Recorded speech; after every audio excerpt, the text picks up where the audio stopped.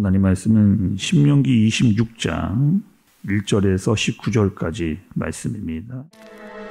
내 하나님 여호와께서 네게 기업으로 주어 차지하게 하실 땅에 네가 들어가서 거기에 거주할 때에 내 하나님 여호와께서 네게 주신 땅에서 그 토지의 모든 소산의 만물을 거둔 후에 그것을 가져다가 광주리에 담고 내 하나님 여호와께서 그의 이름을 두시려고 택하신 곳으로 그것을 가지고 가서 그때에 제사장에게 나아가 그에게 이르기를 내가 오늘 당신의 하나님 여호와께 아뢰나이다.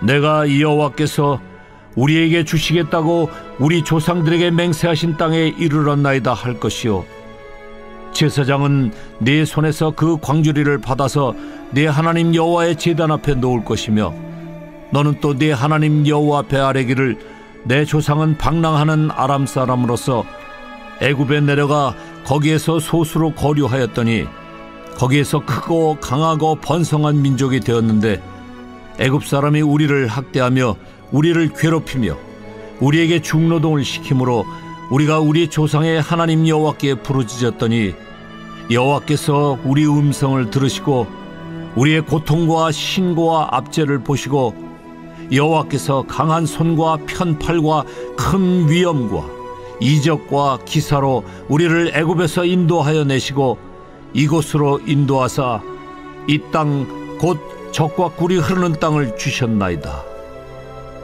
여호와여 이제 내가 주께서 내게 주신 토지 소산의 만물을 가져왔나이다 하고 너는 그것을 네 하나님 여호와 앞에 두고 네 하나님 여호와 앞에 경배할 것이며 네 하나님 여호와께서 너와 네 집에 주신 모든 복으로 말미암아 너는 레위인과 너희 가운데에 거류하는 객과 함께 즐거워할지니라. 셋째 해 곧 11조를 드리는 해에 내 모든 소산의 11조 내기를 마친 후에 그것을 레위인과 객과 고아와 과부에게 주어 내 성읍 안에서 먹고 배부르게 하라.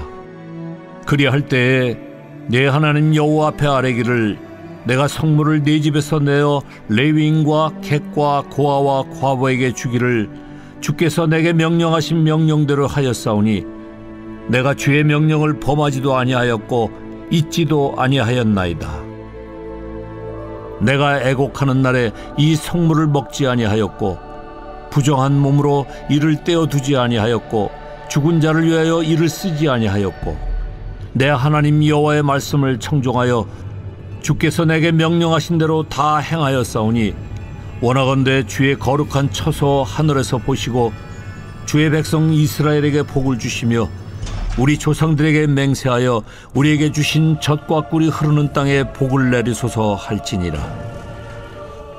오늘 네 하나님 여호와께서 이 규례와 법도를 행하라고 네게 명령하시나니 그런즉 너는 마음을 다하고 뜻을 다하여 지켜 행하라. 네가 오늘 여호와를 네 하나님으로 인정하고 또 그 도를 행하고 그의 규례와 명령과 법도를 지키며 그의 소리를 들으리라 확언하였고 여호와께서도 네게 말씀하신 대로 오늘 너를 그의 보배로운 백성이 되게 하시고 그의 모든 명령을 지키라 확언하셨느니라. 그런즉 여호와께서 너를 그 지으신 모든 민족 위에 뛰어나게 하사 찬송과 명예와 영광을 삼으시고 그가 말씀하신 대로 너를 네 하나님 여호와의 성민이 되게 하시리라. 아멘. 여러분 오늘 말씀은 이렇게 시작을 합니다. 1절과 2절의 말씀을 좀 보시면 읽지는 않겠지만 내용은 이런 내용입니다. 이스라엘 너희들이 이제 가나안 땅에 들어가게 된다. 그리고 들어가게 되면은 거기서 나오는 소산물, 특별히 처음 그 땅에 들어가서 나오는 소산물 그거 있지 않느냐? 그 수확물 하나님께 가지고 와라. 소쿠리에 담아서 그리고 그것을 성소에 가지고 와서 하나님께 드려라. 이렇게 이야기를 하십니다. 왜 하나님은 이렇게 이스라엘 백성들이 하도록 그렇게 하셨을까요? 이 말씀을 가지고 여러분 현대적으로 이렇게 적용하시는 분들이 있습니다. 어떻게 적용을 하느냐? 이렇게 하니까 정말 더 큰 복을 주시더라. 이렇게 적용을 하세요. 그래서 어떤 분이 이렇게 취업을 했습니다. 취업을 하면 첫 월급 딱 받으면요, 그 첫 월급을 딱 이렇게 하나님께 드리는, 또 장사를 해도요, 장사가 잘 돼서 첫 월급을 딱 받으면 첫 번째 오픈을 하고 돈을 번 돈을 하나님께 딱 드리는 뭐 그런 경우. 이 말씀 준비하면 딱 생각해 보니까 제가 이렇게 했더라고요. 제가 첫 직장에 들어가 첫 월급을 받았을 때 그 월급 전체 하나님께 딱 드렸던 그 생각이 났습니다. 그러면 뭐 다 이렇게 해야 되느냐? 뭐 첫 월급을 받고 또 사업을 했는데 첫 월급, 첫 어떤 돈이 들어왔을 때 이것을 다 하나님께 드려야 되느냐? 꼭 그런 것만은 아닙니다. 또 그렇게 해라라고 강요해서도 안 됩니다. 그런데 중요한 것은 여러분 이런 거 아니겠어요? 개인의 어떤 고백이고 감사의 표현인 거죠. 그 내 마음이 중요한 겁니다. 잘 한번 생각을 해보겠습니다. 이스라엘 백성들은 여러분 이렇게 살아왔거든요. 지금까지 40년 동안 광야에서 살아왔습니다. 그리고 한 번도 내 힘으로 무엇을 얻어본 적이 없는 그런 사람들이었거든요. 이른 비와 늦은 비 하나님께서 다 주셔가지고 이제 가나안에서 수확을 이렇게 얻게 된 겁니다. 그리고 첫 번째로 내 땀이 들어간 수확물을 내가 얻게 된 거예요. 너무 감사하고 기쁘고 무엇인가 좀 하나님께 표현하고 싶은 마음이 있었던 겁니다. 그래서 고백을 그렇게 한 거죠. 여러분 첫 번째로 얻은 것 얼마나 중요해요. 첫 수확, 첫 월급, 첫 수입 너무나 중요합니다. 근데 이 모든 것들을 하나님께 좀 드리고 싶습니다라고 하는 그 마음을 하나님께 조금 이렇게 정말로 표현하는 거잖아요. 여러분 하나님께서 돈이 없으시기 때문에 헌금하는 거에 대해서 돈이 없으니까 돈 가지고 와라 이런 분이 하나님이 아니라니까요.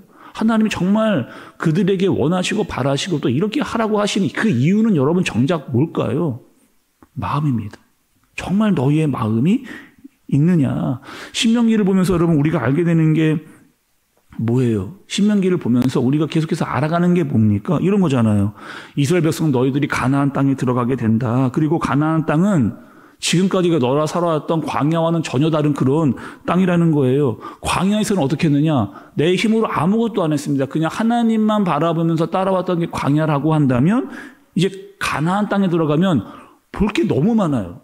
가나안 땅에 들어가는 순간 이미 거기 살고 있던 민족들이 해놓은 모든 문화를 접하는 그런 상황이 되게 됩니다. 그들이 만들어 놓은 것들에 빼앗기기 쉽죠. 마음도 쉽게 변하기 아주 쉬운 곳입니다. 그런데 하나님은 이스라엘 백성들에게 뭐라고 이야기하느냐? 거기에 현혹되지 말아라. 가나안 사람들이 다 만들어 놓은 것들에 너희의 마음과 눈을 빼앗기지 말아라. 너희의 진짜 주인은 누구냐?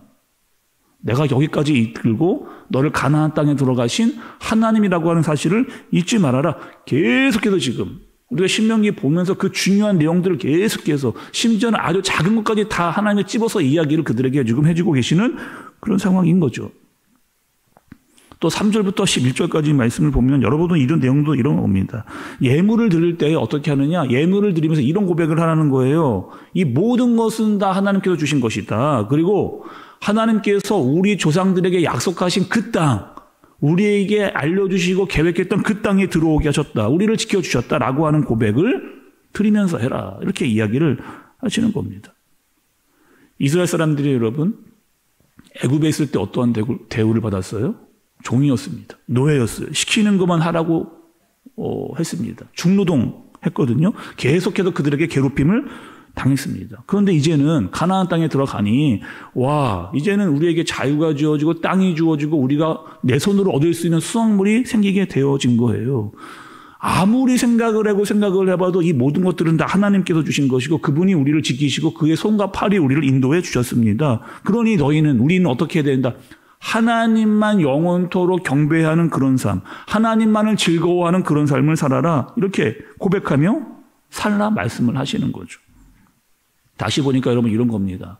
하나님이 우리에게 주신 은혜 잊어버리지 말라는 거예요. 그리고 그 감사 하나님께 표현하라는 겁니다. 그리고 내가 너희를 선택하고 여기까지 이끌어온 이유와 목적이 바로 이것이다. 그 감사의 마음과 은혜를 받은 마음을 하나님께 표현하며 살아라 라고 알려주시는 거죠.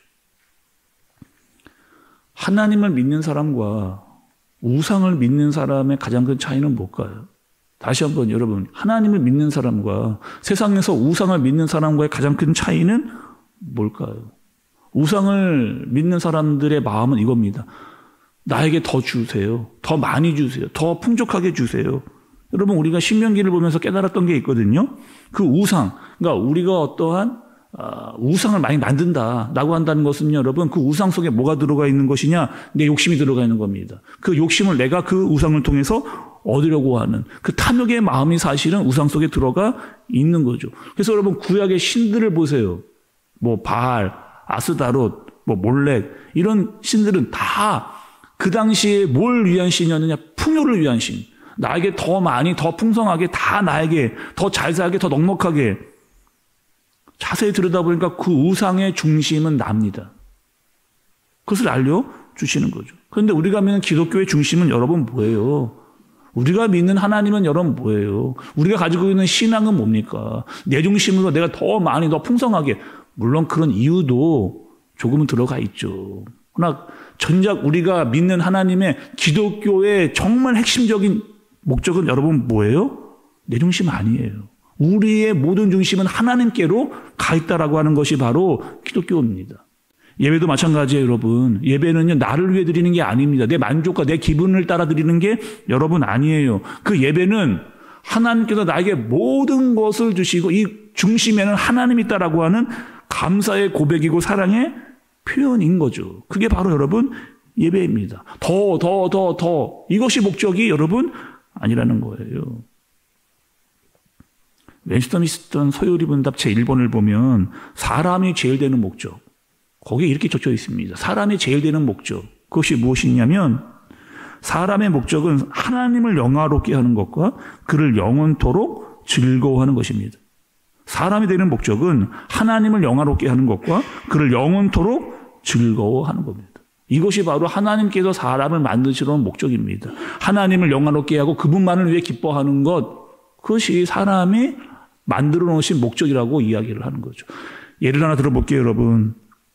어느 문화재 발굴 현장이 있습니다. 그런데 그 발굴 현장에서 어떠한 깨진 그릇 조각 하나가 나왔어요. 고고학자들이 모였습니다. 모여서 이렇게 이야기를 하는 거예요. 어떤 사람은 야, 이 깨진 조각은 밥그릇이다, 밥그릇. 분명하다. 이렇게 이야기하고 또 어떤 고고학자는 이렇게 이야기를 해요. 아니다. 이거는 장식용 어떤 그런 그릇이다. 또 어떤 사람은 아니야. 이거는 술잔이야. 이렇게 막 공방을 서로 이렇게 하게 합니다.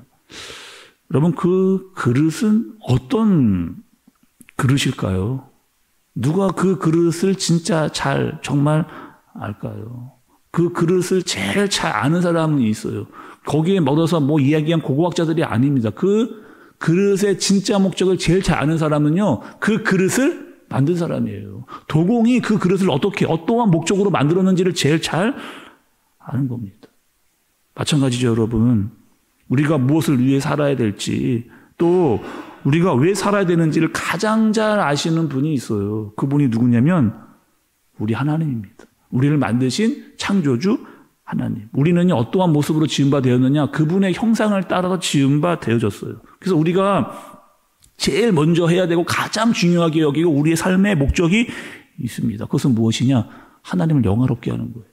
그리고 하나님의 은혜를 받은 자로, 사랑을 받은 자로 그 사랑을 고백하고 표현하는 사람으로 그래서 우리가 여러분 예배하는 거죠. 그분의 뜻과 말씀에 합당한 자로 사는 겁니다. 하나님을 믿는 이유, 그분을 예배하는 이유, 그분께 순종하는 그 이유는 그분이 나의 가장 첫 번째요, 그분이 우리를 만드신 이유를 아는 그런 사람인 겁니다. 여러분, 우리는 이 땅에서 어떻게 살아가야 되느냐? 눈에 보이는 것 너무 많죠. 마음에 뺏기기 쉬운 것 너무 많이 있습니다. 그러나 우리의 진짜 주인이 누구라고 하는 사실을 알고 사는 거예요. 그분의 사랑을 고백하고 그분에게 받은 은혜를 고백하고 표현하며 감사하고 감격하는 그 마음으로 그분을 예배하는 겁니다. 살아갈수록 여러분, 그 은혜와 감사를 예배로 표현하는, 정말 우리의 주인이시요 우리를 만드신 분의 목적을 알고 살아가는 저와 여러분들 되어지시기를 예수님의 이름으로 축복합니다. 기도하겠습니다. 하나님 아버지, 이스라엘 백성들에게 하나님께서 알려주셨습니다. 예물을 드릴 때마다 고백해라.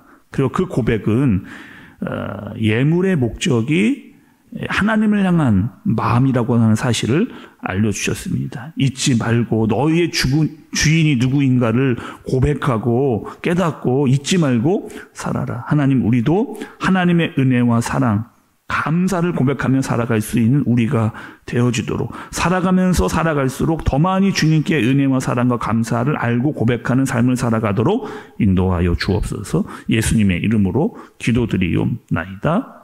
아멘.